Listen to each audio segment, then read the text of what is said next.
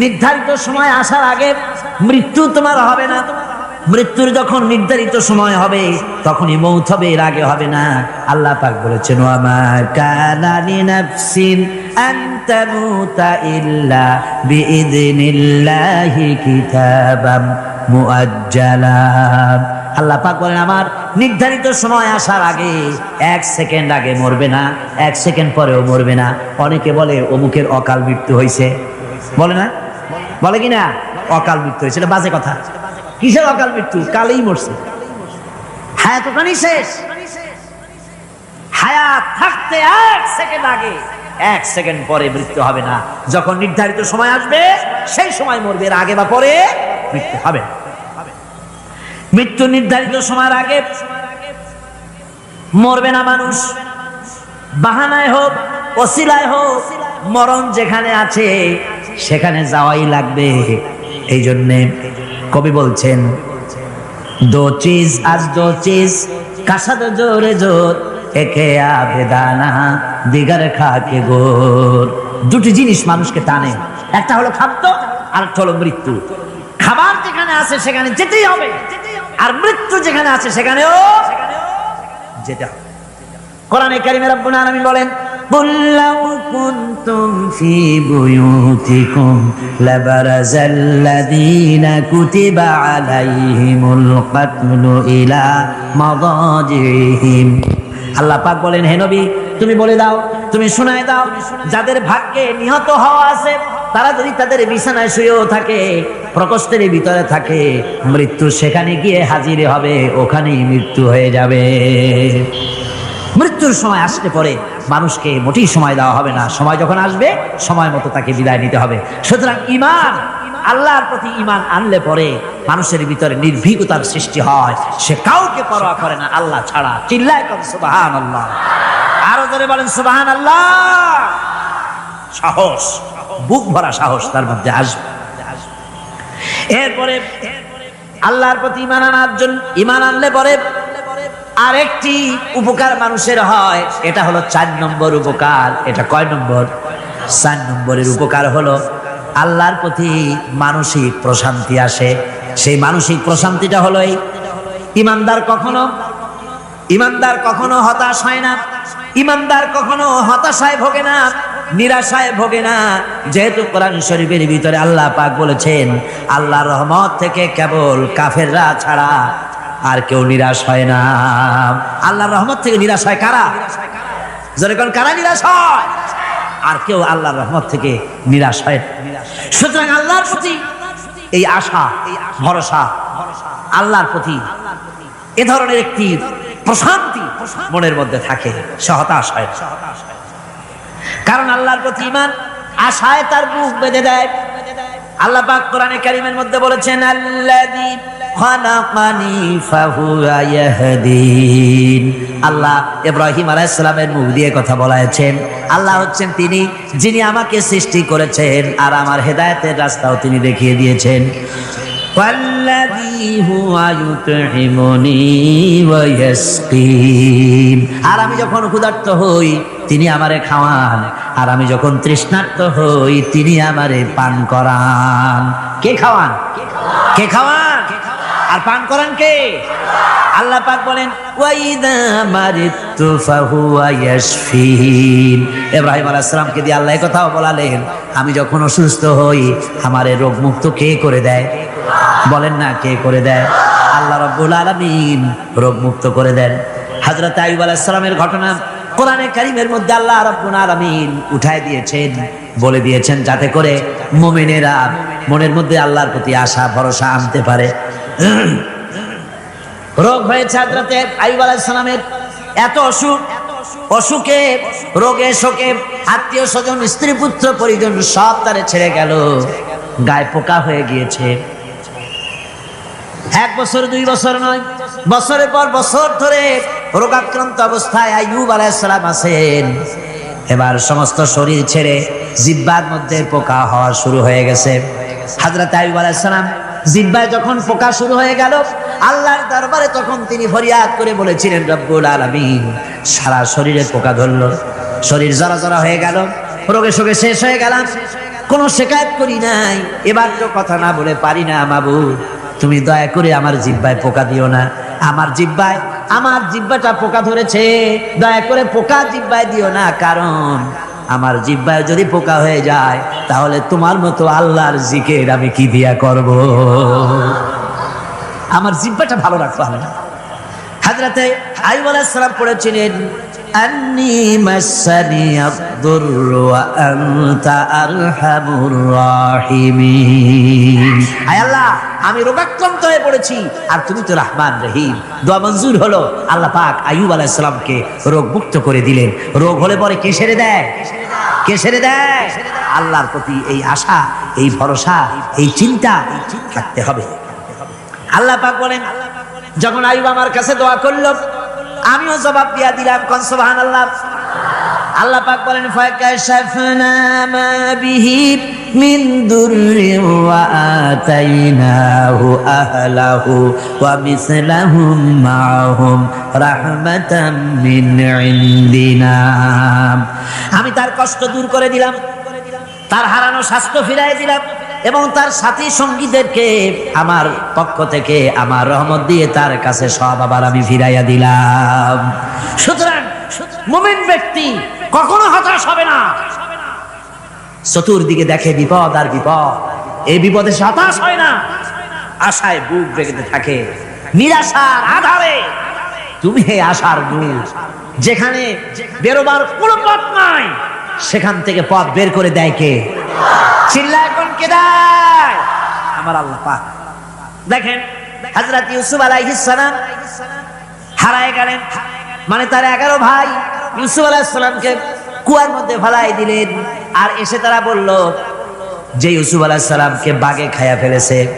এটা কি গল্প নাকি? এটা কোথায় আছে? কোরআন শরীফের মধ্যে আছে। ওই 11 ভাই মনে করেছিল ইউসুফ আলাইহিস সালামকে কুয়ার মধ্যে ফেলাই দিলাম, এ কুয়ার মধ্যে পচে মরবে, শেষ হয়ে যাবে। কিন্তু ওই 11 ভাই জানে না এটা কোনো কুয়া নয়, এটা হলো একটা সুড়ঙ্গ পথ, এটা হলো একটা টানেল। এক মুখে ইউসুফকে ফেলাই দিল 11 ভাই, কুয়ার আর এক মুখ থেকে আল্লাহ হযরত ইউসুফকে বের করে মিশরের সিংহাসনে বসাইয়া দিলেন। ওরা বুঝে না, তাই চিরকাল পাপীরা আল্লাহর বান্দাদেরকে, আল্লাহর দ্বীনের গোলামদেরকে অত্যাচার করে, মনে করে শেষ করে ফেলাবো, কিন্তু শেষ আল্লাহর গোলামেরা হয় না, ওরাই শেষ হয়। নির্মূল যারা করতে চায় ওরাই নির্মূল হয়ে যায়। টিকে থাকে কে? আল্লাহর গোলামেরা। টিকে থাকে কে? আল্লাহর গোলামেরা টিকে থাকে। নির্মূলেরিয়া নির্মূলই হয়ে যায় সব সময়। ঠিক কিনা কন? জোরে বলেন ঠিক কিনা? ভাইরা আমার, হযরত ইয়াকুব আলাইহিস সালাম ছেলের চিন্তায় চিন্তায় চোখ দুটা অন্ধ হয়ে গেছে, কাঁদতে কাঁদতে চোখ অন্ধ হয়ে গেছে। কিন্তু হতাশ হন নাই, কারণ হতাশ হবে কেবলমাত্র কাফেরেরা। হতাশ হয় কারা? আল্লাহ বলেছেন হতাশ হয় কাফের, ইমানদার কখনো হতাশ হয় না। হযরত ইয়াকুব আলাইহিস সালাম ছেলে হারাইয়া কি বলতেছেন শোনেন। আল্লাহ তার কথা কোরআনে কারীমের ভিতরে আল্লাহ কি সুন্দর করে উঠায়া দিয়েছেন। হযরত ইয়াকুব পড়তেছেন, ফাসাবরুন জামিলুন আসাল্লাহু আইয়াতিয়ানি বিহিম জামিআন ইন্নাহু হুয়াল আলিমুল হাকীম। ফাসাবরুন জামিল, ধৈর্য ধারণ করাই এখন আমার জন্য উত্তম।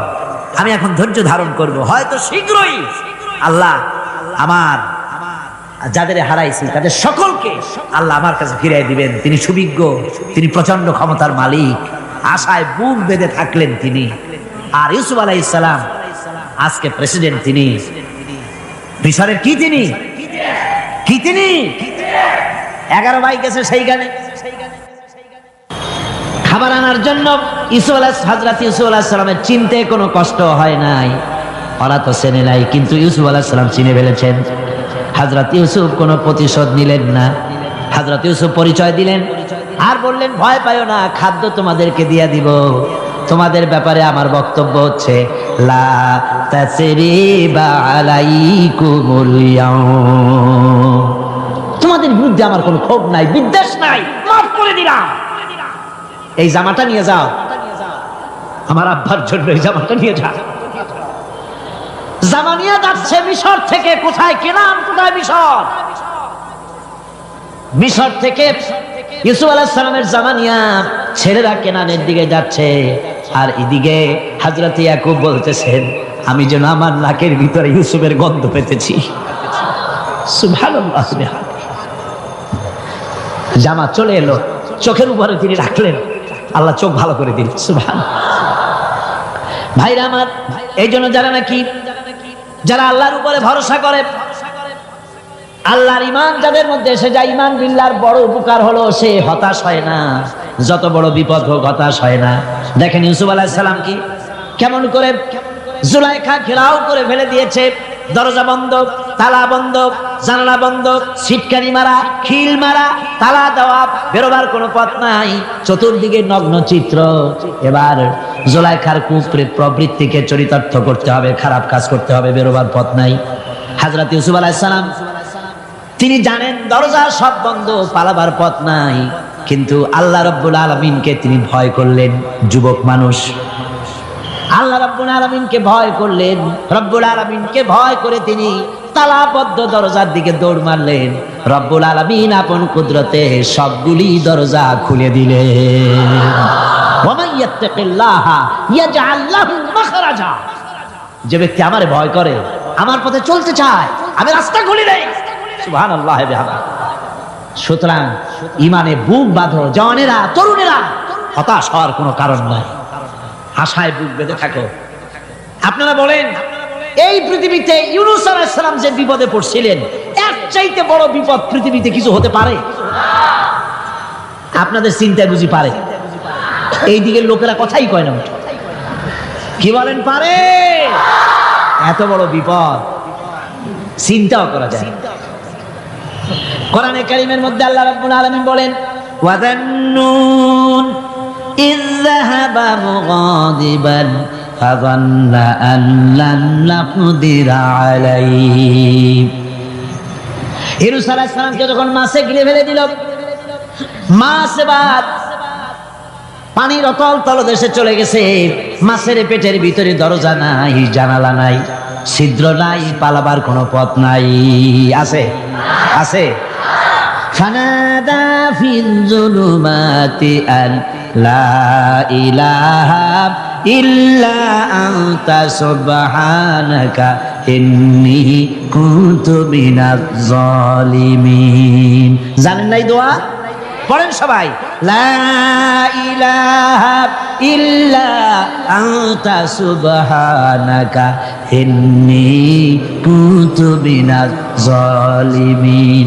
হায় আল্লাহ, তোমার পবিত্রতা ঘোষণা করতেছি, তুমি ছাড়া কেউ নাই, আমার তো আর বাঁচার উপায় নাই, আমি আমার উপরে জুলুম করেছি, আর তোমার পবিত্রতা ঘোষণা করতেছি। জিকির করতেছেন তিনি মাছের পেটের মধ্যে বসে। আল্লাহ রাব্বুল আলামিন বলেন, ইউনূস আলাইহিস সালাম মাছের পেটের ভিতরে বসে যে চিৎকারটা মারলেন, দুনিয়ায় কোনো তার বন্ধু বান্ধবেরা শোনে নাই, কোন রাজা বাদশারা শোনে নাই। মাছের পেটের মধ্যে ফানাদা ফিল যুলুমাত, যুলুমাত হলো জমায় কাসির। এখানে তিনটা অন্ধকার ছিল। কয়টা অন্ধকার? একটা হলো মাছের পেটের অন্ধকার, একটা হলো রাতের অন্ধকার, আরেকটা হলো পানির অন্ধকার।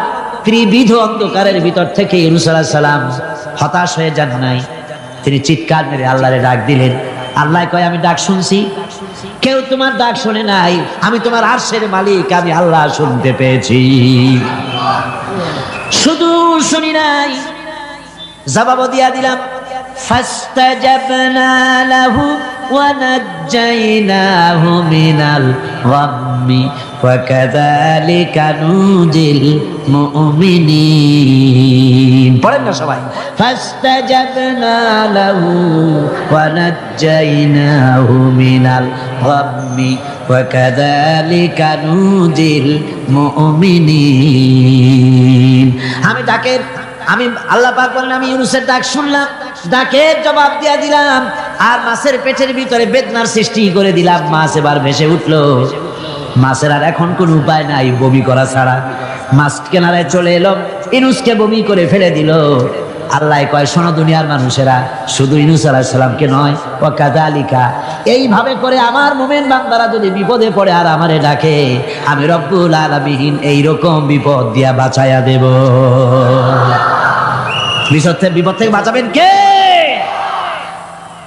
সুতরাং গতকালকের মতো আবারও বলি, বিপদ আসতে পরে মুসলমানেরা মাজারে দৌড়ায় বেশি। কন নাউজুবিল্লাহ, জোরে কন নাউজুবিল্লাহ। বিপদ আসে আর মাজারে চলে যায়, যাইয়া সেখানে কাঁদে, মাজারের উপরে মাথা ঘা দিতে থাকে, পয়সা দেয়, মোনাজাত করে, কাঁদতে থাকে, মাজারওয়ালার কাছে বিপদ মুক্তি চায়। নাউজুবিল্লাহ পড়ে, আবারও কন নাউজুবিল্লাহ। বিশ্বাস করুন আমার ভাইরা, বিশ্বাস করুন, আল্লাহর কোরআন আমার হাতে। মাজারওয়ালার কাছে কামলে পড়ে ওই মাজারে যিনি শুয়ে আছেন, আল্লাহর কসম তার কোনো ক্ষমতা নাই আপনাকে বিপদ থেকে বাঁচাতে পারে। আছে ক্ষমতা? জোরে বলেন আছে। বিপদ থেকে বাঁচাবে কে? কে বাঁচাবে? আল্লাহ। আপনারা টাকা দেন আর ওই টাকাগুলি ওইখানে মাজারে বৈশা জনমের খাওয়া খায়, মাজারের পাহারাদার এক শ্রেণীর পান্ডারা। টাকাগুলা মাথায় দেখবেন মাজার কেন্দ্র করে লাল লাল চাদর গায়, তারপরে শট, মাথায় জট, দাড়িতে জট, দাড়িতে জট, আর মোষ। হায় রে মোষ! 6টা টর্চ লাইট দিয়েও যদি আপনি খোঁজেন মুখ তালাশ করে পাবেন না, এত মোষ সমানে কাজা খায় আপনার পয়সা দিয়ে। ধর্মের নামের ব্যবসা করে। যাই দেখেন মাজার গুলো, প্রত্যেকটা মাজারে 5টা 10টা লোক বসা আছে। ঘাট ধরে বের করে দাও। আর বড় মাজারে বসে আছো কেন? মসজিদে যাও। কোথায় যাবে? কোথায় যাবে? মসজিদে। আল্লাহর আল্লাহর ওলিদের মাজার ঘেরাও করে রেখে দাও, যত্ন করে রেখে দাও। গরু, ছাগল, ভেড়া হাবিজাবি কিছু যেন যেতে না পারে, যত্ন করে রাখো, সম্মান দিয়ে রাখো। কিন্তু তোমার ওখানে পাহারা দিতে বলছে কি? তুমি ওখানে বসে থাকো কেন? গুড় যেখানে পিঁপড়া সেখানে। পয়সা দেওয়া বন্ধ করে একটারও পাবেন না ওখানে। ঠিক কিনা কর? সব ধান্দাবাজ পয়সার লোভে ওখানে বসে থাকে, গাঁজা খায়, মদ খায়, নামাজ পড়ে না। আর আপনার টাকা দিয়া খোঁজ নিয়ে দেখেন মাজারের মুতল্লি যত আছে সব বাসের মালিক, ট্রাকের মালিক, কোটি কোটি টাকার ব্যবসা করে। সুতরাং এগুলি ছাড়েন, এই ধান্দাবাজি বন্ধ করুন। মাজারের সাথে কোনো সম্পর্ক নাই। মুসলমানের সম্পর্ক কেবল মসজিদের সাথে। কিসের সাথে? মসজিদের সাথে সম্পর্ক করে। আমার বন্ধুগণ, বিপদ আসতে পরে কবরের কাছে যাওয়া নয়, বিপদ আসলে পরে মসজিদে যান, 2 রাকাত কাজায়ে হাজাতের নামাজ পড়েন। রাসূলুল্লাহ পড়েছেন, কাজায়ে হাজাতের নামাজ পড়েন, সেজদায় পড়ে গিয়ে আল্লাহর কাছে কাঁদেন, আপনার বিপদ আল্লাহ রব্বুল আলামিন দূর করে দিবেন। আরে এমন আল্লাহরে ছুঁয়া কি যে বলবো, মানুষের যে কি হইছে।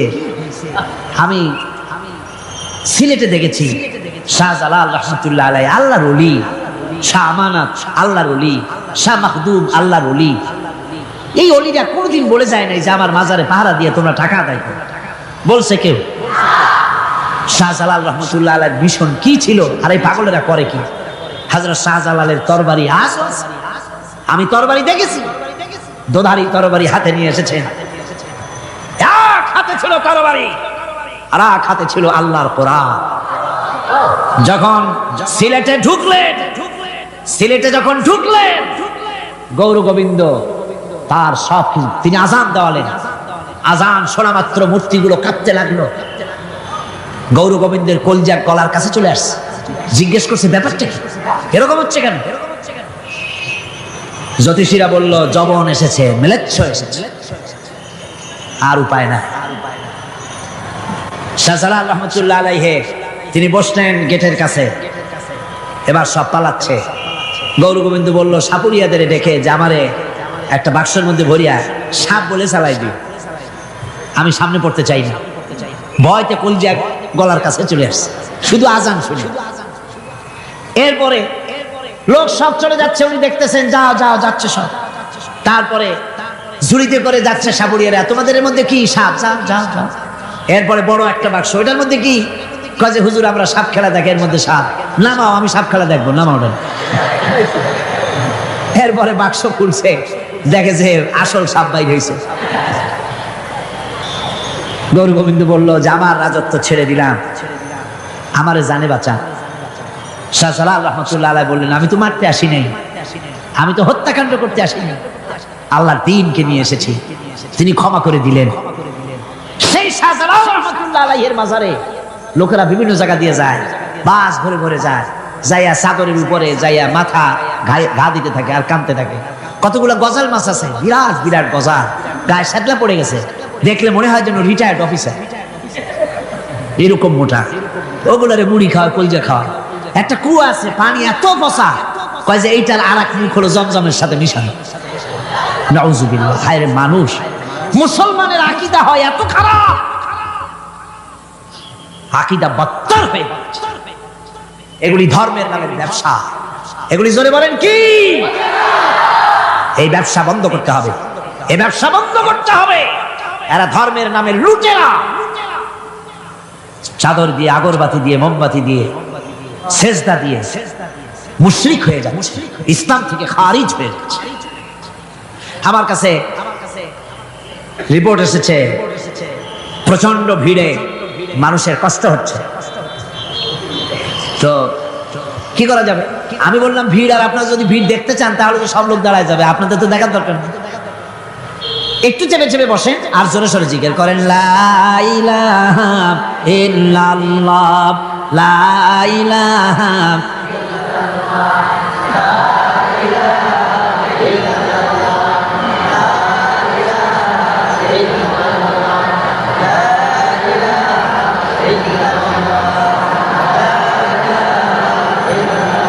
আপনি কিন্তু বসেই এগোতে পারতেন, দাঁড়ালে পরে ডিস্টার্ব হয়, হাঁটলে পরে ডিস্টার্ব হয়।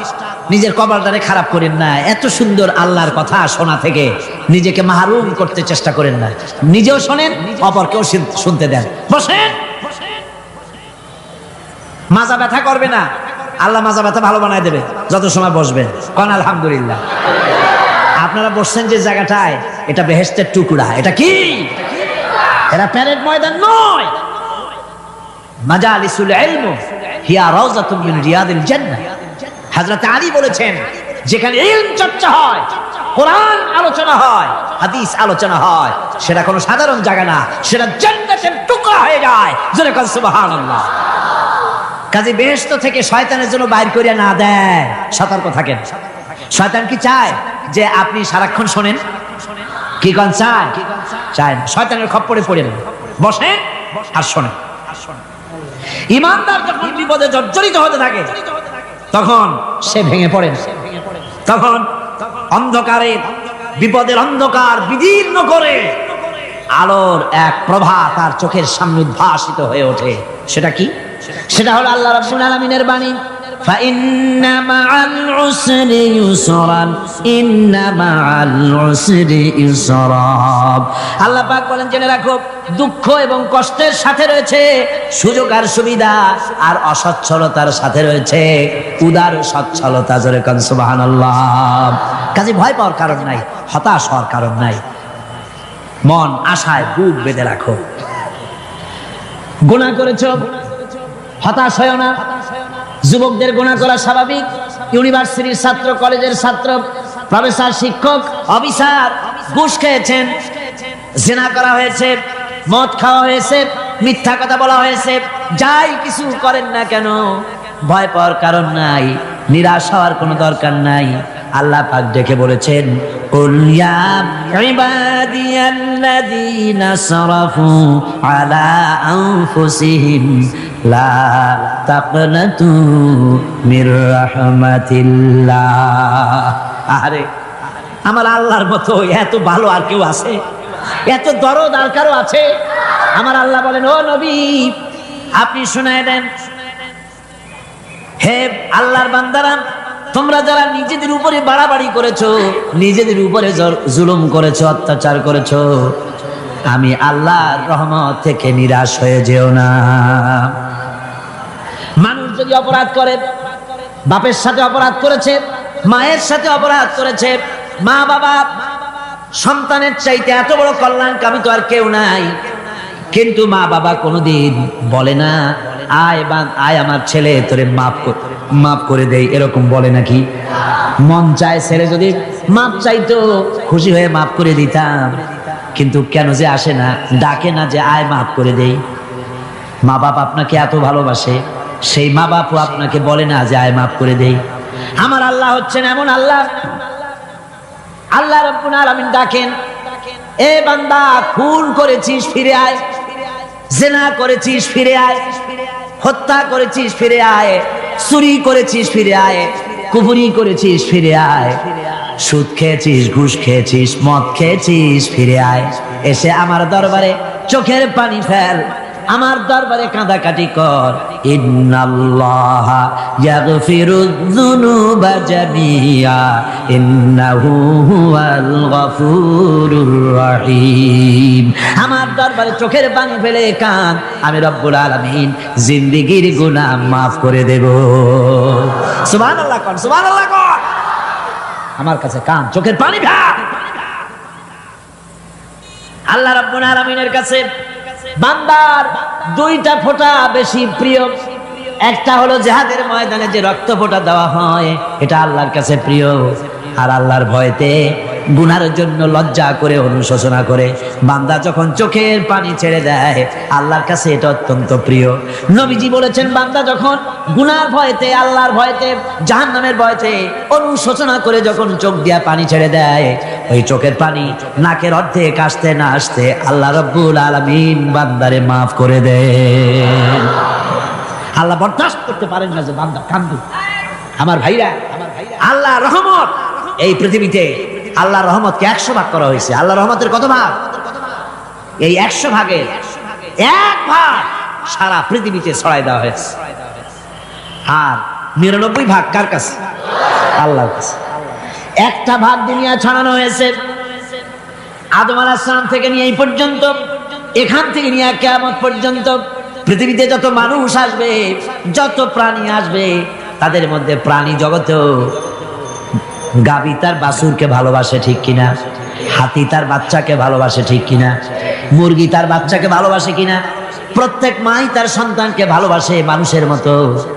এই ভালোবাসা, স্নেহ, এই মমতা, এই করুণা, এই মহব্বত একটা ভাগ দুনিয়ায় দেওয়ার পর আপনি আর আমি যতটুকুন ভাগে পেয়েছি, সেই মহব্বত স্ত্রীর মহব্বতে অস্থির, মায়ের মহব্বতে অস্থির, সন্তানের মহব্বতে অস্থির। এখন চিন্তা করেন, একটা ভাগ সারা পৃথিবীতে বিতরণ করার পর যেটুক পেয়েছি, তাতে যদি এত মহব্বত হয়, তাহলে এর 99 ভাগ মহব্বত যে আল্লাহর কাছে জমা আছে, এই বান্দার জন্য তার কত মহব্বত, এই বান্দার জন্য কত করুণা, কত মহব্বত, কত দয়া। এজন্য আল্লাহ রাব্বুল আলামিন বলেছেন, নাব্বি ইবাদি আন্নী আনাল গফুরুর রহিম। ও আমার নবী, সুসংবাদ দিয়ে দাও, বান্দাদেরকে শোনায় দাও যে আমি আল্লাহ তাআলা ক্ষমাশীল আর দয়াবান।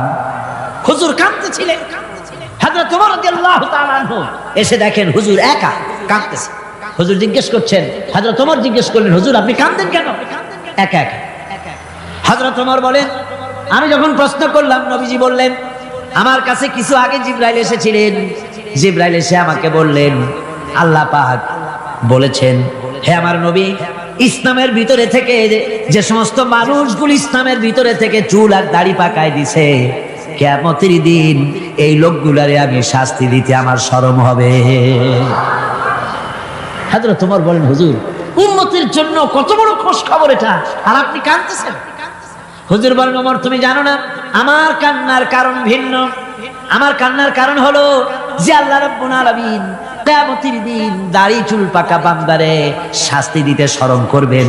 সেই দাড়ি চুল পাকা বান্দাগুলি আল্লাহর সাথে নাফরমানি করতে শরম করে না।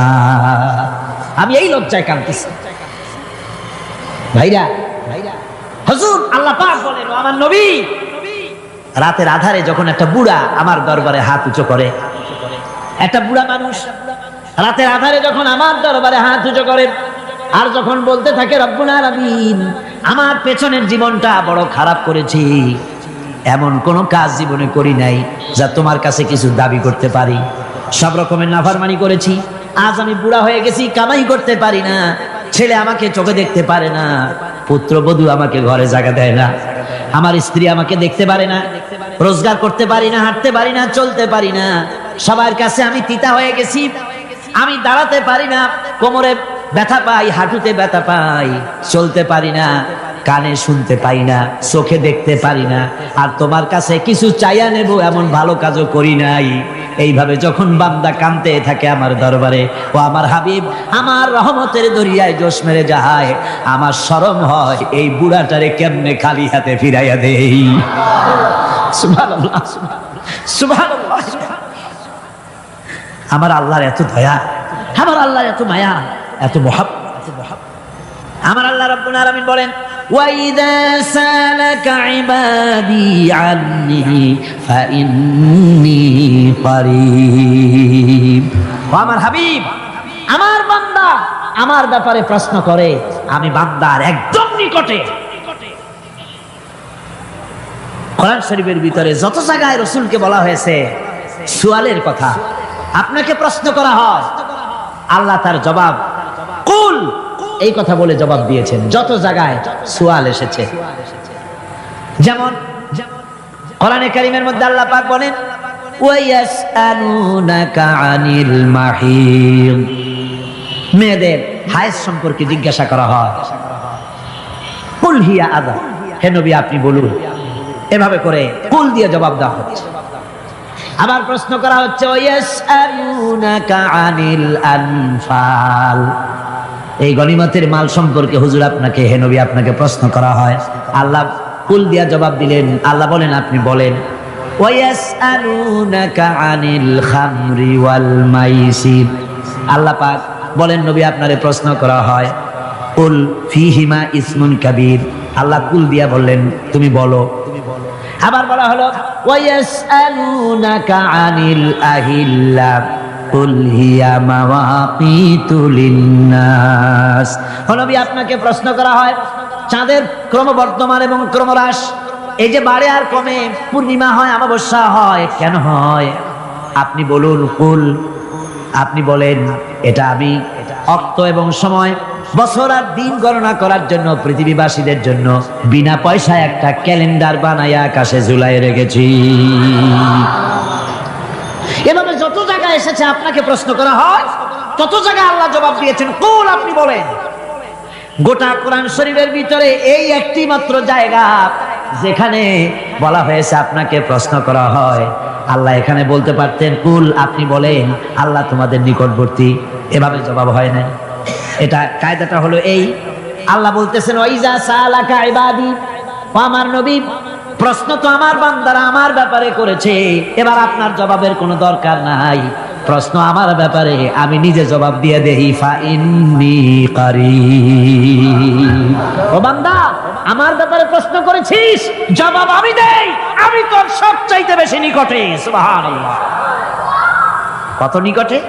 ওয়ানাহানু আকরাবু ইলাইহি মিন হাবলিল ওয়ারিদ, তোর যে রব এই শাহরগের চাইতেও আমি তোর বেশি কাছে। সুবহানাল্লাহ, আমারে ডাক, আমারে ডাক, কলিজা দিয়া ডাক, অন্তর দিয়ে ডাক। মনের থেকে মানুষ যদি ডাকে, মুখের ডাক আর মনের ডাক এক জিনিস নয়। দিল সে জুবাত নিকলতি হ্যায়, असर रखती है पर नहीं मगर ताकते परवाज रखती है। দিল থেকে যে কথা বেরোয় তা প্রভাব বিস্তার করে, ডানা নাই কিন্তু ওড়ার ক্ষমতা রাখে। মনের কথাই ভিন্ন, মন থেকে, দিল থেকে, কলিজা থেকে, অন্তরের গভীর কন্দর থেকে মুহাব্বতের সাথে কেউ যদি একবার বলে আল্লাহ, বলেন আল্লাহ, আল্লাহ, আল্লাহ, আল্লাহ রাব্বুল আলামিন বলেন অন্তরের অন্তঃস্থল থেকে একটি বার যদি বান্দা বলেন আল্লাহ, আল্লাহ বলেন 70 বার সাড়া দিয়া জিজ্ঞেস করি, বান্দা কি চাও, আমি তোমার কাছে আছি। সুবহানাল্লাহ, আমি তোর একদম কাছে, কি চাস বল, বল আমার কাছে। এমন দয়াবান, এমন মেহেরবান, এমন আল্লাহ আমাদের। সে আল্লাহ রাব্বুল আলামিন তিনি বলছেন وَقَالَ رَبُّكُمْ উদউনি আস্তাজিব লাকুম, তোমাদের রব বলেছেন আমারে ডাকো, আমি আল্লাহ ডাকের সাড়া দিয়া দেব। সুবহানাল্লাহ। কারে ডাকতে হবে? কারে ডাকতে হবে? এই বিশাল জনসমুদ্র একদিকে চিল্লা কোন কারে ডাকতে হবে? কোন পীর সাহেবকে নয়, আল্লাহর কসম কোন খাজা বাবাকে নয়, ডাকতে হবে কারে?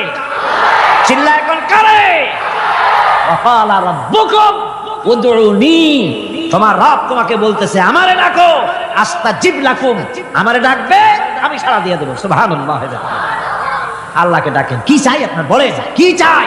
আল্লাহর কাছে চান, আল্লাহ দিয়ে দিবেন। দেওয়ার জায়গা আল্লাহর কাছে চাইবেন, আল্লাহ দিবেন। দেওয়ার জায়গা, চাওয়ার জায়গা হলো সেজদায় পড়ে যাবেন। আমার ভাইয়েরা জায়গাটা চিনাই দিলাম। মাজারে যাওয়া লাগবে না, কবরে যাওয়া লাগবে না, 2 রাকাত নামাজ পড়ে সেজদায় পড়ে গিয়া যত বিপদ আছে, মুসিবত আছে, সেজদার মধ্যে চোখের পানি ছেড়ে দেন আর কেন্দে কেন্দে জীবনের কথা বলেন। আল্লাহ রাব্বুল আলামিন আপনার আওয়াজ শুনবেন আর দোয়া কবুল করে নেবেন। কাঁদতে হবে আল্লাহর কাছে। কার কাছে? আল্লাহ। সুম্মা ইস্তাগফিরুল্লাহ, আর এরপরে সে যদি আমি আল্লাহর কাছে ক্ষমা চাই, ইয়াজিদিল্লাহ গাফুরার রহিমা, সে আমি আল্লাহকে গফুর এবং রহিম হিসাবে পাবে। সুবহানাল্লাহ। আল্লাহকে গফুর এবং রহিম হিসাবে পাওয়া যাবে। সব আল্লাহকে বলতে হবে, গুনাহ মাফ চাইতে হবে। এই জন্য হুজুর সাল্লাল্লাহু আলাইহি ওয়াসাল্লাম দৈনিক 100 বার তওবা করতেন। কোন হাদিসে আছে 70 বার, কোন হাদিসে আছে 100 বার তওবা করতেন। নামাজের পরে তো প্রত্যেক নামাজই পড়তেন হুজুর, সালাম ফিরাতেন আর সাথে সাথে বলতেন আল্লাহু আকবার, আস্তাগফিরুল্লাহ, আস্তাগফিরুল্লাহ, আস্তাগফিরুল্লাহ। মনে থাকবে আপনাদের? মনে থাকবে? সালাম ফিরাইয়া কি বলবেন? না, সালাম ফিরাবার সাথে সাথে বলবেন আল্লাহু আকবার, তারপরে পড়বেন আস্তাগফিরুল্লাহ, আস্তাগফিরুল্লাহ, আস্তাগফিরুল্লাহ। তওবা করবেন, আল্লাহর কাছে সবসময় গুনাহ মাফ চাইতে থাকবেন, বিনীত থাকবেন। আল্লাহকে পাওয়া যাবে, তাকে রহিম হিসেবে পাওয়া যাবে। সুতরাং ঈমান বিল্লাহ, আল্লাহর প্রতি ঈমান আনলে পরে 4th নম্বরে যে উপকারটা হবে সেটা হলো হতাশায় ভুগবে না, নিরাশায় ভুগবে না, আশায় বুক বেঁধে উঠবে, ঈমান মজবুত হবে, আল্লাহর কাছে মানুষ বিনয়ী হয়ে যাবে। এবার 5ম নম্বরের উপকার আমি বলছিলাম, ঈমান বিল্লাহ, আল্লাহর প্রতি ঈমান আনলে পরে অসংখ্য উপকার হয়, অসংখ্য বৈশিষ্ট্যের আছে। এর 6টা উপকারের কথা আমি বলবো। কয়টা? অসংখ্য উপকারের ভিতরে প্রধান 6টি উপকারের কথা বলবো। এর বললাম কয়টা? 4টে বলছি। এবার বলো 5ম উপকারের কথা। আল্লাহর প্রতি আপনি পূর্ব পশ্চিমে কতবার মুখ ঘোরালেন, এটাই কিন্তু আপনার আসল সৎ কাজ নয়। আসল সৎ কাজ হলো আল্লাহর প্রতি ঈমান আনা। এই ঈমানের ব্যাপারে 3টা দিন আমরা পার করে দিলাম, এখনো কথা শেষ হয় নাই। আল্লাহর প্রতি ঈমান আনলে পরে যে উপকারটা হবে 5ম নম্বরে, সেটা হলো কঠোর এবং কঠিন বিপদের ভিতরে বান্দার ভিতরে অবিচলতা এবং ধৈর্যের সৃষ্টি হয়ে যাবে। আলহামদুলিল্লাহ। কঠিন বিপদ মুসিবত আসতে পরে সে অবিচল থাকবে। সারা দুনিয়ার বিপদ আপদ, শত্রুতা, দুঃখ, কষ্ট, মুসিবত, জুলুম, নির্যাতন সবকিছু পাহাড়ের মতো উঁচু হয়ে তাকে ঘিরে ফেলবে, কিন্তু তাকে এক চুলও নাড়াতে পারবে না। আলহামদুলিল্লাহ। সারা পৃথিবী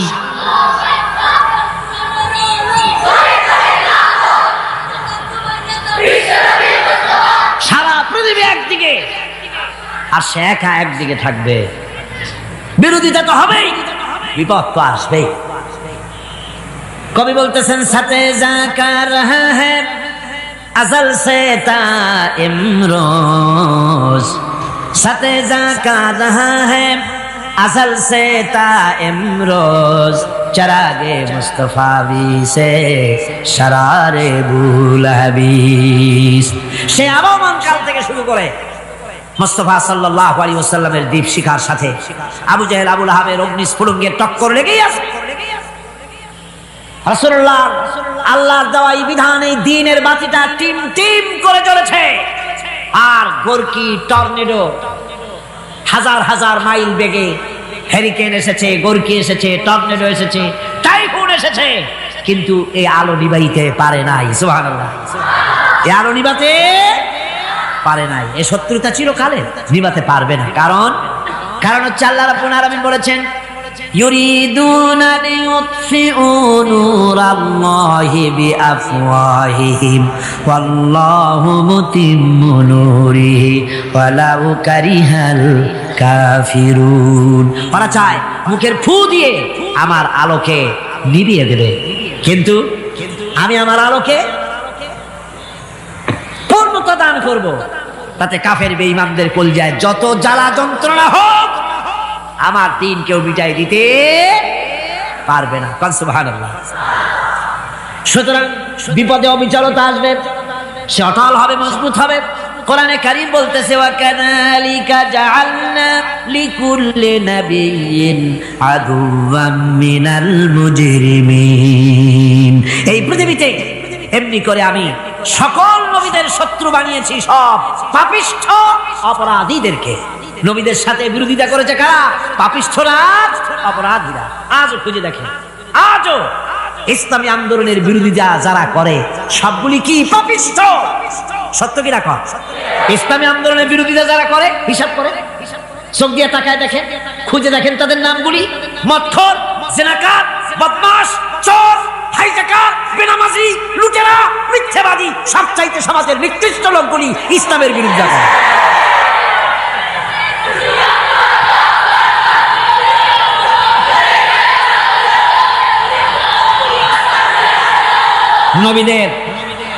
নবীদের শত্রু আল্লাহ বলেন, সব যুগে নবীদের সাথে শত্রুতা করেছে পাপিষ্ঠরা। আল্লাহর কথা, কার কথা? সকল যুগে নবীদের সাথে শত্রুতা করেছে পাপিষ্ঠরা, নিকৃষ্ট ধরনের অপরাধীরা। সুতরাং নবী রাসূলদের অবস্থা যখন এই, তখন দ্বীনের দাওয়াত যারাই দেবে তাদের কিসমত এরকম হবেই। এই বাধার মোকাবেলা তাদেরও করতে হবে। এই যে বাধাটা আসে, এই যে মারে, অপরাধ কি? এই যে তারা চোর বা ডাকাত, যাদের মারা হয়। আল্লাহ রাব্বুল আলামিন বলেন, অপরাধ হলো ওয়ামা নাকামু মিনহুম ইল্লা আইয়ুমিনু বিল্লাহিল আজিজিল হামিদ। অপরাধ হচ্ছে ইমানদার লোকদের উপরে নির্যাতন চালিয়েছে, অন্য কোনো কারণে নয়। কারণ একটাই, তারা আল্লাহর জমিনে আল্লাহর দ্বীন প্রতিষ্ঠা করতে চেয়েছে, আর কোনো অপরাধ না। জমিন আল্লাহর, জমিন কার? এই বিশাল জনসমুদ্র গর্জে উঠুন একযোগে, বলুন জমিন কার? আইন চলবে কার? এখানেই সংঘর্ষ বেঁধেছে আবহমান কাল ধরে।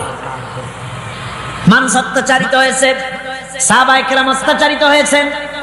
বুখারী শরীফের হাদিসে এসেছে, রাসূল করিম সাল্লাল্লাহু আলাইহি ওয়াসাল্লামের কাছে হযরতে খাব্বাব গিয়ে উপস্থিত হয়েছিলেন। হযরতে খাব্বাব বলেন, হাদিসটা এভাবে লেখা হয়েছে বুখারীতে, ওয়ান খাব্বাব বিন আরিদ রাদিয়াল্লাহু তাআলা আনহু قال شكونا إلى رسول الله صلى الله عليه وسلم وهو متوسد بردة له في ظل الكعبة। রাসূলুল্লাহর কাছে গেলাম, কাবা শরীফের কাছে গিয়ে দেখি নবীজি একটা চাদর গায়ে দিয়ে তিনি আরাম ফরমাচ্ছিলেন কাবা শরীফের ছায়ায়। সেখানে গিয়ে বললাম, আলা তাস্তানসিরু লানা আলা তাদউ লানা ইয়া রাসূলুল্লাহ, হে আল্লাহর রাসূল, আপনি কি আমাদের জন্য আল্লাহর কাছে দোয়া চাইবেন না? আপনি কি আল্লাহর কাছে আমাদের জন্য সাহায্য চাইবেন না? আমাদের লোকগুলিকে, মুসলমানগুলিকে মারতে মারতে তো শেষ করে ফেলে দিল। তারা আমাদের সুমাইয়াকে মারলো, আমাদের খাব্বাবকে উটের সাথে পায়ের দড়ি লাগায় টানলো, আমাদের খোবায়েবকে তারা আগুনের উপরে চিৎ করে শোয়ায় রাখলো, না খায় রাখতেছে, মারতেছে। কষ্টে তো শেষ হয়ে গেলাম, হুজুর আপনি কি আমাদের জন্য দোয়া করবেন না? হাদিস শরীফে এসেছে, নবীজি উঠে বসলেন সোজা হয়ে। নবীজি বলেন, ও আমার সাহাবী, ও খাব্বাব শোনো, তোমাদের আগে এই পৃথিবীতে যারা দ্বীনের দাওয়াত দিতে এসেছিলেন তাদেরকে সমকালীন রাষ্ট্রশক্তি, সমাজ শক্তি তাদেরকে ধরতো।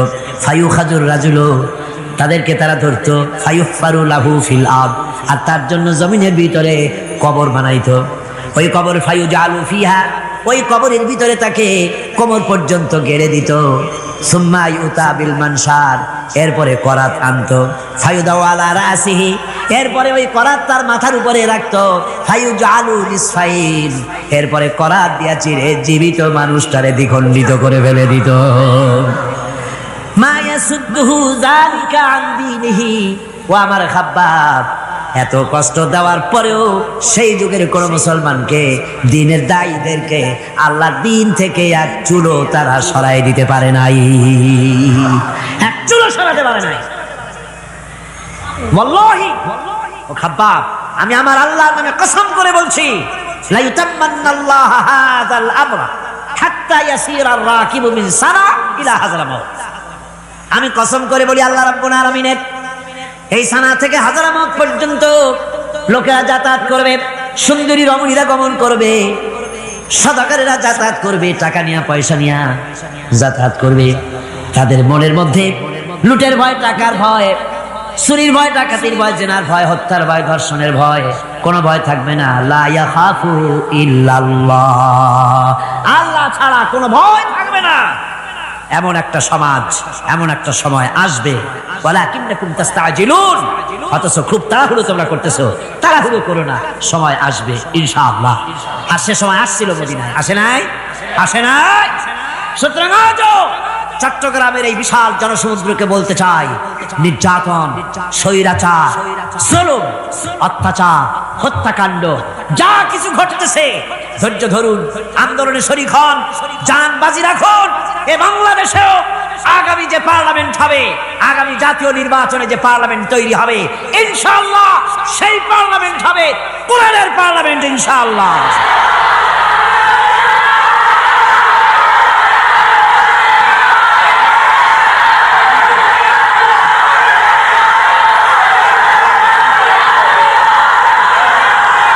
আমার ভাইয়েরা, আমার বন্ধুগণ, কঠিন বিপদে অবিচলতা এবং ধৈর্যের দৃষ্টান্ত রেখে গেছেন আম্বিয়া আলাইহিমুস সালাম। সুবহানাল্লাহ। কঠিন বিপদে অবিচলতা, দৃঢ়তা, ধৈর্য কারে বলে, তার দৃষ্টান্ত কারা রেখেছেন? আম্বিয়া আলাইহিমুস সালাম। ওনারাই আমাদের আদর্শ, নবীরাই আদর্শ, সাহাবায়ে কেরাম রিদওয়ানুল্লাহ তাআলা আলাইহিম আজমাইন আমাদের আদর্শ। ভাইরা আমার, মুসা আলাইহিস সালামকে ফেরাউন যখন ঘিরে ফেলে দিল, কোরআনের সব কথা গল্প গুজবার ইতিহাসের জন্য লেখা হয় নাই। কোরআনের মধ্যে যা লেখা হয়েছে সব বান্দাদের উপদেশের জন্য, যাতে করে লোকেরা চিরটা কাল এর থেকে উপদেশ নিয়ে নিজেদের তৈরি করতে পারে। জোরে বলেন সুবহানাল্লাহ। মুসা আলাইহিস সালামের কথা আল্লাহ বলেন, ফেরাউন তাকে ঘিরে ফেলে দিল, পালাবার রাস্তা নাই। ফালাম্মা تراءى الجمعان قال أصحاب موسى إنا لمدركون। মুসা আলাইহিস সালামের উম্মতরা বললেন, হে মুসা, পাকড়াও হয়ে গেছি, পালাবার রাস্তা নাই। তিন দিক থেকে আমাদেরকে ঘেরাও করেছে ফেরাউনের শক্তি। সামনে কি? দরিয়া, আর তিন দিকে কি? ঘেরাও আন্দোলন। পালাবার পথ নাই, পালাবার পথ নাই। সারাশি আক্রমণ, ঘেরাও আন্দোলন। এই যে ঘেরাও টেরাও তো আজকে নতুন নাই, ঘেরাও আসছে অনেক আগের থেকে। আসলে কথা বুঝতে পেরেছি? মাইক না থাকলে আমি কি করবো কোন? আজকে এরকম হচ্ছে কেন? আগামীকাল ঠিক হবে ইনশাআল্লাহ, রাগ করেন না। গান হচ্ছে, বসেন বসেন। শয়তান ঢুকছে মাইকের মধ্যে। অনেক সময় হয় কি, মাইকের হাই পাওয়ারের যে মেশিন আছে, এর ভিতরে ইথার থেকে রেডিওর ওই গানগুলি ওর মধ্যে ঢুকে পড়ে। কথা বুঝতে পেরেছেন? এই জন্য শয়তান তো আর বসে থাকে না, ওরও তো কিছু করার আছে। ধৈর্য ধরেন, ধৈর্য ধরেন। কালকে অপারেটরদেরকে মাওলানা শামসুদ্দিন সাহেবের কাছে অনুরোধ করবো, অপারেটর একটু ভালো করে হেদায়েত করে দেবেন। মাইকে আজকে আমার নিজেরও কষ্ট হচ্ছে, আমিও বুঝতে পারছি না যে আমার কথাগুলি কি আওয়াজে বেরোচ্ছে, যার জন্য আমাকে বেশি চিল্লাইতে হচ্ছে। বক্তাকে কি লাউডে তার কথা বেরোচ্ছে তা তার কানে আসতে হয়, তাহলে বোঝা যায় যে আমার কথাগুলি কিভাবে বেরোচ্ছে। এটা এই অবস্থায় সিচুয়েশন আজকে নাই, এবং লোকেরাও মাইকের ব্যাপারে আজকে অভিযোগ করেছে যা বিগত 16 বছরে করে নাই। সেটের ব্যাপারে কোথাও কোনো অসুবিধা হয়েছে? মাইকটা ভালো, এবং মাইক যারা দেন প্রতি বছর খেদমত করে, আল্লাহ তাদের প্রতি রহম করুন। সবাই বলেন আমিন। এদেরকে রাগ করে পথে পাই আবার মারধর করেন না। সিলেটের যে তাফসীর মাহফিল হয়, বিগত 19 বছর তাফসীর করেছি একটানা, এবার 20 বছর পুরো হবে ইনশাআল্লাহ। সিলেটে একটানা 20 বছর তাফসীর করতেছি সেখানে। তো মাইক, একটা লোক বিনা পয়সা মাইক দেয়, মাইকের ভাড়া সে নেয় না, তাফসীরের মাহফিলের মাইকের ভাড়া নেয় না। যে বছর এরশাদ সরকার আমাকে প্লেন থেকে নামতে দিল না, আপনাদের মনে আছে, সিলেট থেকে ফিরাই দিল। এই খবরটা মাইকম্যান যখন শুনেছে যে আমাকে নামতে দেয় নাই, ফিরাই দেওয়া হয়েছে, সাথে সাথে স্ট্রোক করেছে, হার্ট ফেল করে দুনিয়া থেকে বিদায় হয়ে গেছে। সিলেটে তাফসীর হতে পারবে না এই কথা সে বরদাস্ত করতে পারে না। আমি কেঁদেছি আর দোয়া করেছি, আল্লাহ কোরআনের মহব্বত লোকটার এই অবস্থা হলো, তোমার জান্নাত তুমি দয়া করে তাকে দান করে দিও। কাজে কোনো ব্যবসায়ী চায় না যে তার ব্যবসাটা খারাপ হোক, লোকেরা মন্দ বলুক। এই মাইকের ব্যাপারে আপনারা আজকে রাগারাগ করেন না, যা হয়েছে কালকে ভালো হবে ইনশাআল্লাহ। সবাই বলেন ইনশাআল্লাহ। এখন চলেন আমরা ফেরাউনের অবস্থা দেখে গিয়া কি করতেছে ফেরাউন। মুসা আলাইহিস সালামকে ঘেরাও করে ফেলেছে, পালাবার উপায় নাই, একদিকে দরিয়া, তিন দিকে ফেরাউনের শক্তি। এই যে ঘেরাও টেরাও মানে নতুন তো না, ধর্মঘট নতুন না, এ পুরানা জিনিস। এই পৃথিবীতে সর্বপ্রথম ধর্মঘট কিসের উপরে হয়েছে জানেন? এই পৃথিবীর প্রথম ধর্মঘট হয়েছে পেঁয়াজ, রসুন আর ডাইলের উপরে। মুসা আলাইহিস সালামের জামানায় লা নাসবিরা আলা তাআমিন ওয়াহিদ, আমরা এক রকমের খাদ্য আর খাবো না, আমাদের পেঁয়াজ দেওয়া লাগবে, ডাল দেওয়া লাগবে, রসুন দেওয়া লাগবে। সর্বপ্রথম ধর্মঘট হয় মুসা আলাইহিস সালামের জামানায়, সেখান থেকে শুরু হয়েছে। কিন্তু মশাল মিছিল যে আসলো কই থেকে, এইটা আমি খুঁজে পাইনি।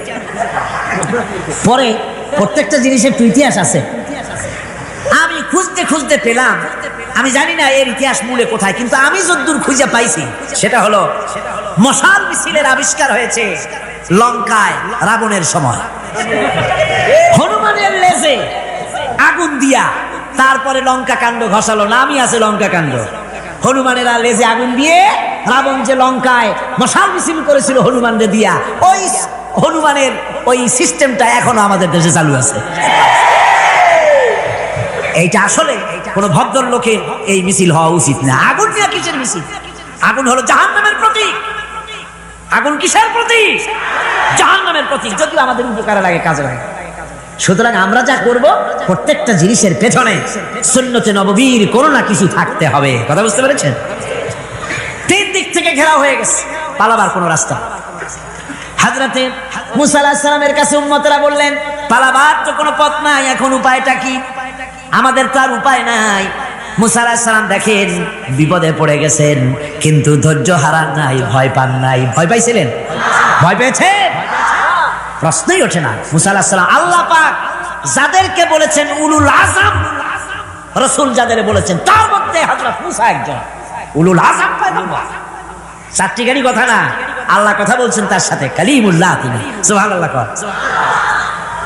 মুসা আলাইহিস সালাম শোনালেন, কাল্লা ইন্না মাইয়া রাব্বি সায়াহদিন। কখনো নয়, আমার উম্মতেরা ভয় পেও না, আমার রব অবশ্যই আমাকে পথ দেখাবে।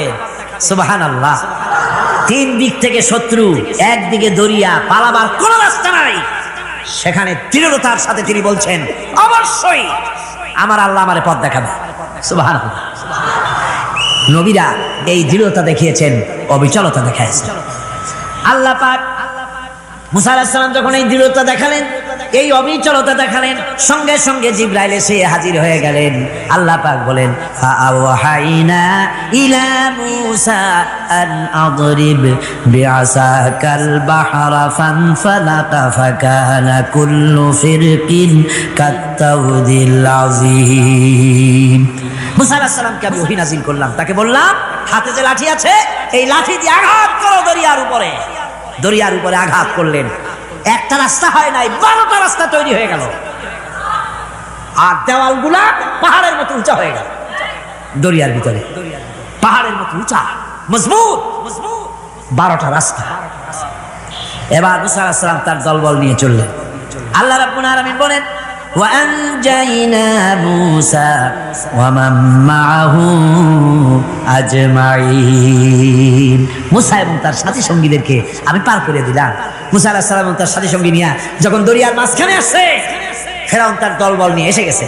আসিয়া দেখে নদীর মধ্যে রাস্তা। বাবা, খুব তো কায়দা। ও মনে করছে ওর বাজানের তৈরি করা ডিস্ট্রিক্ট বোর্ডের রাস্তা। ওর লোকজন নিয়ে নেমে গেছে দরিয়ার ভিতরে। ও আসছে মাঝখানে, মুসা আলাইহিস সালাম চলে গেছেন ওপার, দরিয়া পার।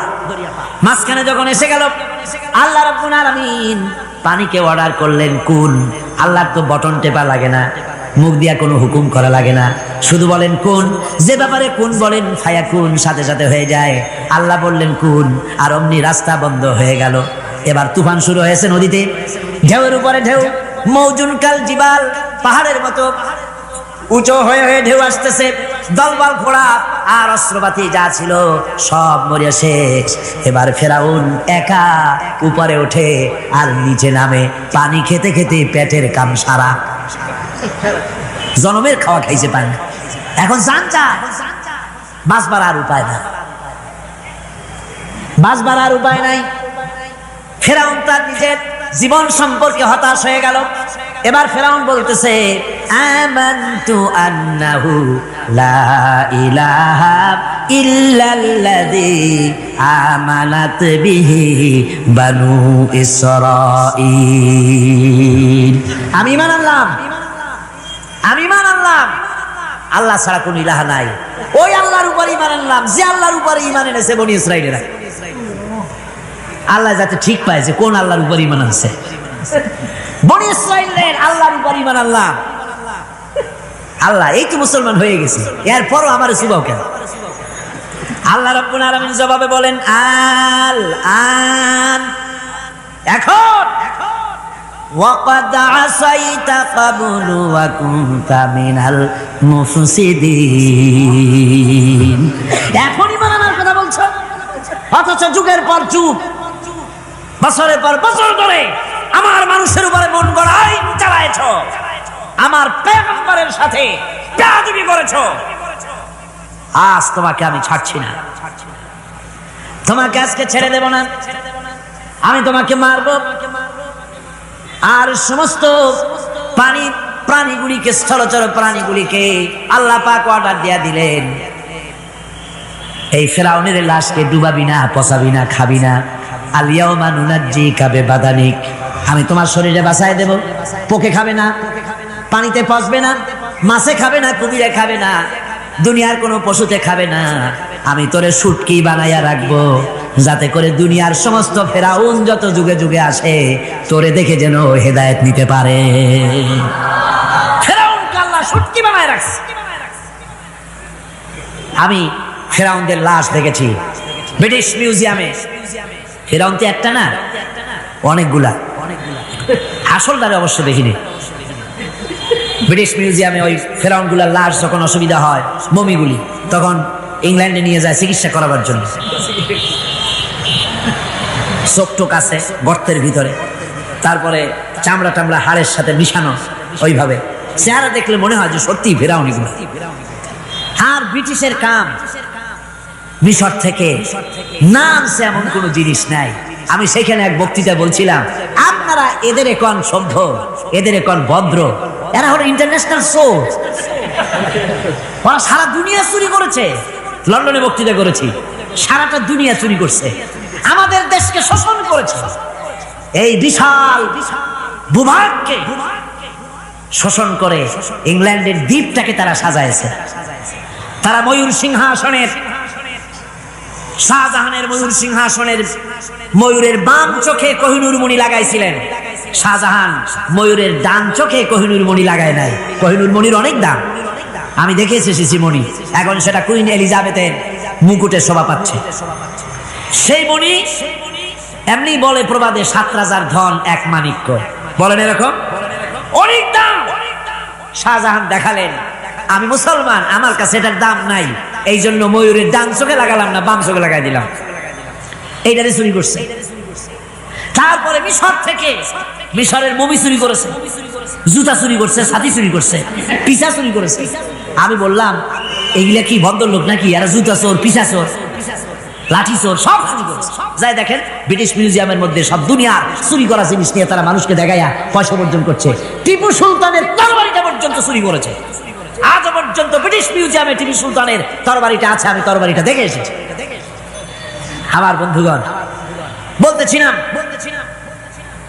যে পৃথিবীতে আল্লাহ রাব্বুল আলামিন নবীরা তাদের চরিত্র দিয়ে বিপদের মোকাবেলা করে, দুনিয়ার সামনে কঠিন বিপদের মোকাবেলা করে অবিচলতা, দৃঢ়তা দেখায় গেছেন যে কেমন করে এই পৃথিবীতে বিপদের সামনে মোকাবেলা করতে হয়। ধৈর্য ধরতে হবে, বিপদ আসবে পাহাড় সমান হয়ে, আপনাকে ধৈর্য ধারণ করতে হবে সেভাবে বুক বেঁধে। যেহেতু এটা যদি বিশ্বাস হয় যে আমার কিসমতে যা আছে তার থেকে বেশি কিছু হবে না, তাহলেই আপনার ধৈর্য আসবে, ভয় পাবেন না। কথা ঠিক কিনা কন? এবারে হযরত হুদ আলাইহিস সালাম সম্পর্কে আল্লাহ রাব্বুল আলামিন বলেন, হযরতে হুদকে যখন ষড়যন্ত্র হলো, কাফির বেঈমানেরা তাকে মেরে ফেলার জন্য যখন সরকারি ষড়যন্ত্রে লিপ্ত হয়ে গেল, হযরতে হুদ সমাজের এই চ্যালেঞ্জের মোকাবেলা করলেন।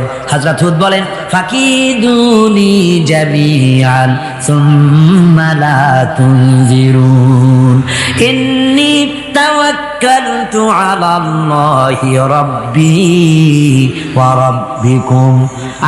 তোমরা তোমাদের ষড়যন্ত্র আমার বিরুদ্ধে যত পারো আমার বিরুদ্ধে ষড়যন্ত্র চালাও, এতটুকু আমার অবকাশ দিও না। আমি এমন আল্লাহর উপরে ভরসা করেছি যার হাতের ভিতরে তোমাদেরও জান আর আমারও জান। যা পারো তাই করো। সরকার সমস্ত শক্তি একত্রিত হয়ে আমার মোকাবেলা করো।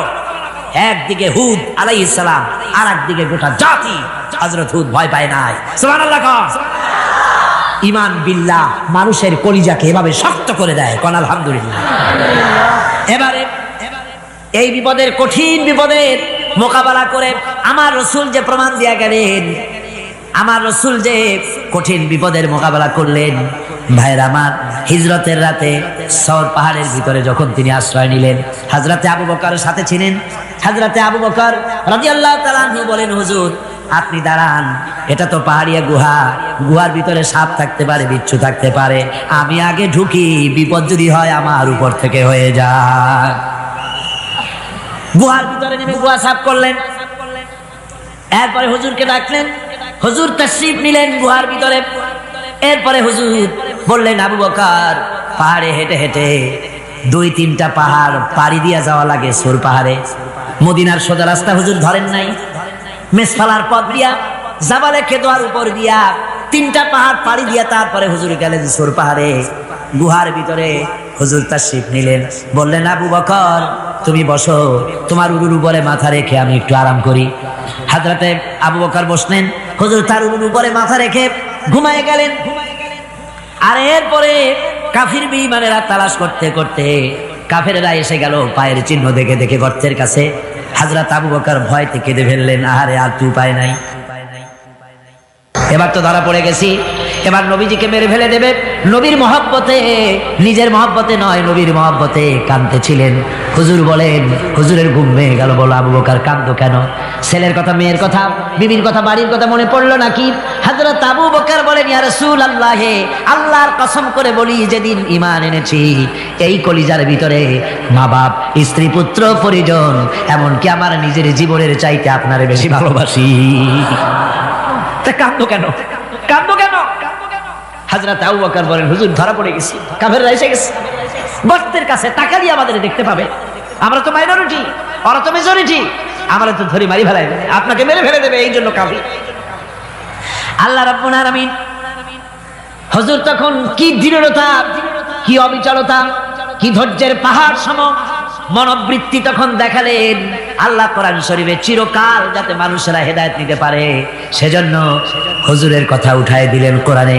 আল্লাহ পাক বলেন, ইযহুমা ফিল গার ইয ইয়াকুলু লিসাহিবিহি লা তাহজান ইন্নাল্লাহা মা'ানা। ও বন্ধু, ভয় পেও না, আল্লাহ আমাদের সাথে আছেন। সুবহানাল্লাহ। আল্লাহ আমাদের সাথে আছেন। আমরা মাইনরিটি নই, আমরাই মেজরিটি। আল্লাহ আছে আমার সাথে, ভয় পাওয়ার কোনো কারণ। সুবহানাল্লাহ। আল্লাহ পাক বলেন, فأنزل الله سكينته عليه وأيده بجنود لم تروها আমি এদের অন্তরের ভিতরে আমি শান্তি নাজিল করে দিলাম, প্রশান্তি দিয়া দিলাম, আর আমি সাহায্য করলাম, আর এমন সব সৈন্য পাঠায় দিলাম যে সৈন্যগুলি তোমরা দেখতে পাও নাই। সুবহানাল্লাহ ওয়া বিহামদিহি। ভাইরা আমার, রাসূল করিম সাল্লাল্লাহু আলাইহি সাল্লাম এই বিপদের মাঝে, চরম বিপদের মাঝে অবিচলতা, দৃঢ়তা, কঠিন আত্মনির্ভরতা দেখিয়েছেন। এগুলি হলো ঈমানের ৫ম নম্বরের উপকারিতা। আল্লাহর প্রতি ঈমান আনলে এভাবে পাহাড় সম ঈমান মজবুত হয়ে যায়। জেলের পরোয়া করি না, ফাঁসির পরোয়া করি না, শহীদ হওয়ার পরোয়া করি না, মেরে ফেলে দেবে, উড়ায় দেবে, হত্যা করবে, পরোয়া করি না। পরোয়া করি কেবলমাত্র কাকে? জোরে বলেন কারে? এইরকম মুসলমান হাজার হাজার লাখ লাখ দরকার নাই, ৩১৩ জন যথেষ্ট। কয়জন যথেষ্ট? ৩১৩ জন যথেষ্ট। বদরে যারা জান দিয়ে মাল দিয়ে দ্বীনকে প্রতিষ্ঠিত করেছিলেন, এরকম ৩১৩ জনই যথেষ্ট ছিল আল্লাহর দ্বীনকে কায়েম করার জন্য। যদি রক্ত দেওয়া লাগে তাহলে এই বিশাল জনসমুদ্রকে প্রশ্ন করি, ভয় পাবেন? রক্ত দিতে পারবেন? যদি জেলে যাওয়া লাগে দিতে পারবেন? যদি শহীদ হতে হয় তাও কি পারবেন? এই দৃঢ়তা, এই অবিচলতা, এই ঈমান, এই ধৈর্য শিক্ষা দেয়, এই উপকার করে ঈমান বিল্লাহ। আল্লাহর প্রতি ঈমান আনলে এভাবে পাহাড়ের মতো শক্ত হয়ে যায় কলিজা।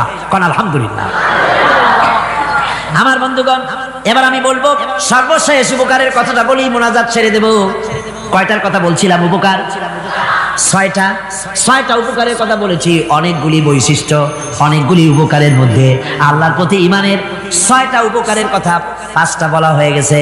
এবার 6ষ্ঠ নম্বর এবং শেষ নম্বর, এটা হচ্ছে আল্লাহর প্রতি ঈমান আনলে পরে তার দ্বারা সবচাইতে বেশি ফায়দা পায় সমাজ এবং রাষ্ট্র।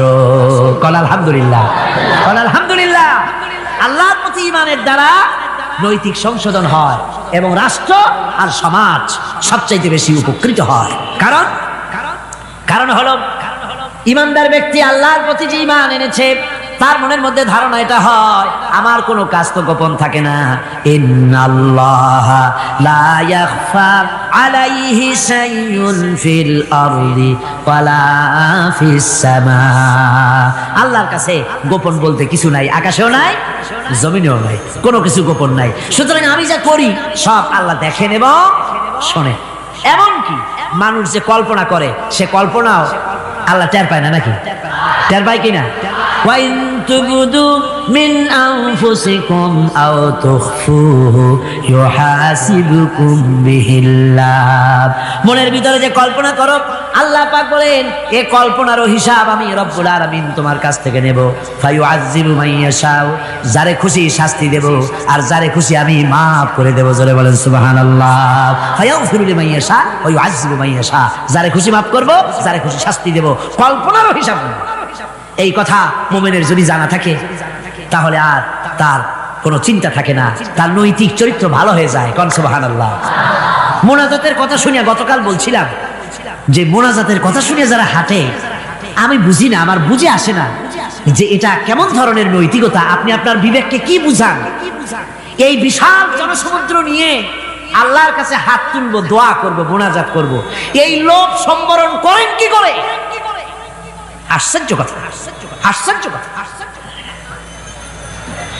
আমার বন্ধুগণ, ঈমানদার লোক, আল্লাহর প্রতি ঈমান আসলে পরে সমাজ উপকৃত হয়, রাষ্ট্র উপকৃত হয়ে যায়।